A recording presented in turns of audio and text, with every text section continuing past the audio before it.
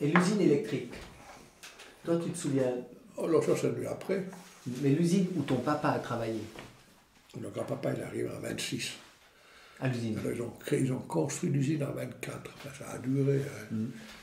Et papa a fait partie de la première volée, avec les carons, les délais. Enfin, et qu'est-ce qu'il faisait dans cette usine, lui? L'électricité. L'électricité. Mais sa formation, c'était quoi? Mécanicien. Mécanicien. Il prenait des mécaniciens électriciens, des mécaniciens.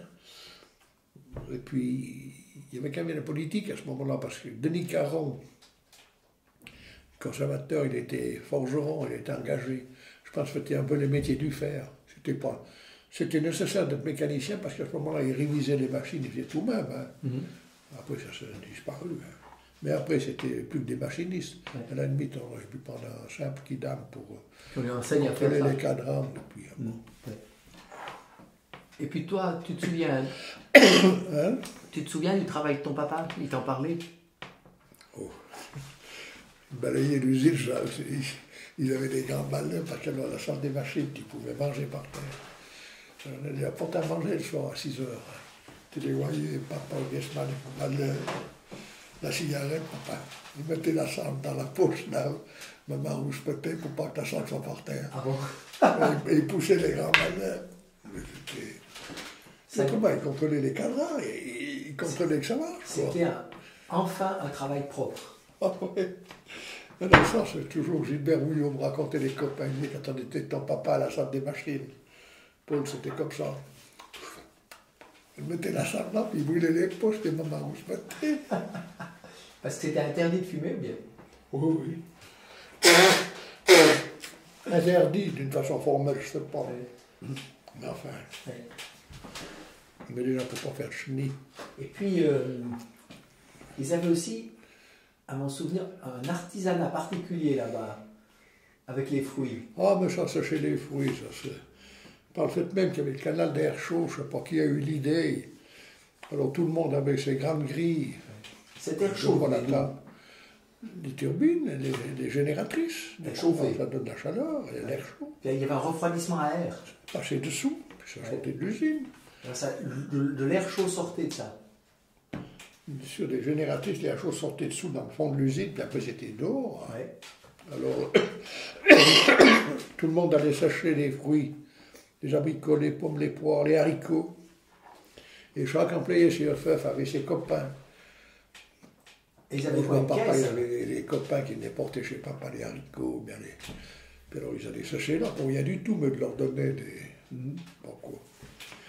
Et puis alors, après, pendant la guerre, ça c'était l'économie de guerre, après il y a une quantité de femmes qui bossaient là à l'usine, dans la salle dessous.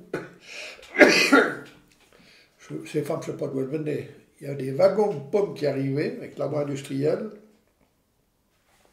Ces femmes pelaient les pommes, coupaient les pommes, séchaient pour l'armée et pour le commerce. Ah, Parce qu'il fallait bien utiliser ce qu'on avait, hein, Ouais. il n'y avait pas tant de produits. Hein, ouais. Alors et c'est ça, impressionnant. ça a disparu après la guerre.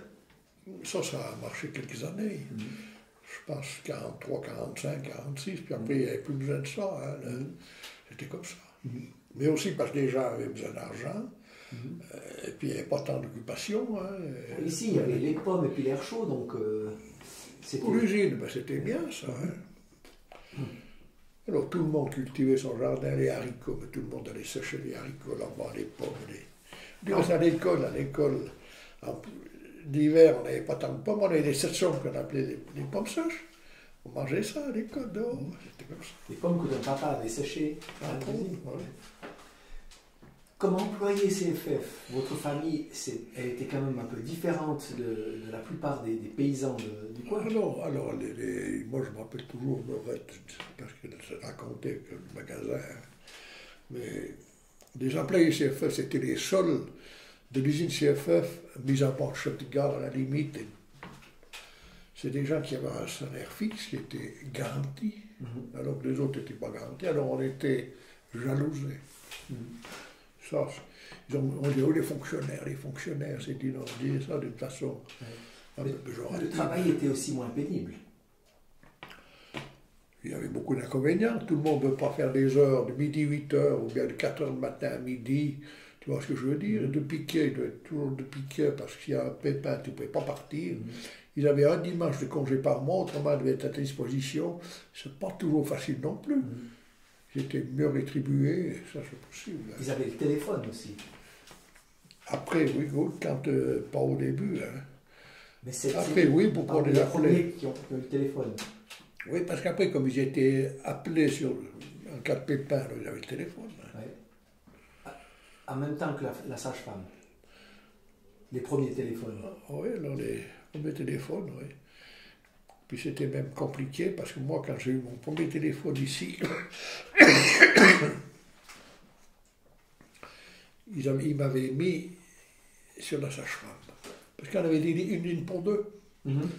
Alors quand tu as téléphoné, tu ne peux pas téléphoner. Alors justement, je me suis arrangé après avec sur des PTT, j'ai dit, moi, professionnellement, j'ai besoin, puis madame, une sage-femme doit être à disposition.